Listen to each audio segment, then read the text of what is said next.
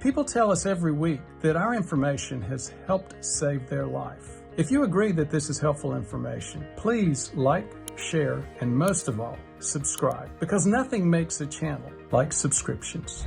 So back to the skeptical cardiologist. He brought up a great slide. So here's the slide: saturated fat consumption, U.S. per capita consumption in pounds of butter versus margarine. Now, again, you're starting to go down a different bunny hole here, and I don't think this issue is as important as some other issues, but it's worth looking at. There was a big increase in the use of margarine, and that came as a replacement of saturated fats in butter. Now, you're beginning to see that switch. In fact, margarines replaced butter 50s, early 60s, and at this point in time, now both of them are a lot less than they were originally. And guess what? Maybe that's because we've replaced all of those fat calories with carb calories. To me, that is what this slide says more than what the most obvious interpretation. The most obvious interpretation is that saturated fats in butter were replaced with vegetable oils in margarine. That's true. The most obvious next step is those have been replaced. That's true. My interpretation is,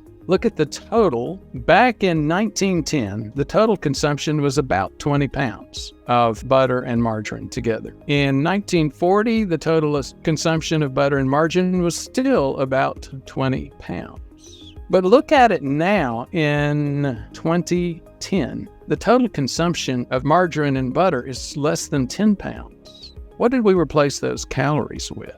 In most cases, a whole lot of carbs. Any guesses as to why we've had significant increase in cardiovascular disease?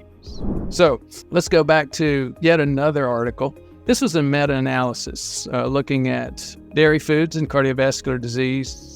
The authors reviewed the relationship between the two. They looked at 64 articles. There was moderate dairy consumption up to 200 grams per day, and they said it has no detrimental effects on cardiovascular disease. That was in an article in a journal called Nutrients, published in 2022 in Italy. And they said it really doesn't, moderate dairy consumption, 200 grams per day, has no detrimental effects on cardiovascular health. It depends more on the food type and other things than the fat content. So their recommendation was there should be a trend to change dietary recommendations regarding saturated fat in dairy products. So again, you look at this and you see article after article after article. This meta-analysis is not one of the two major ones that I've referred to that came in JACC, the Journal of the American College of Cardiology. The case, if you have questions about whether saturated fat is a real risk factor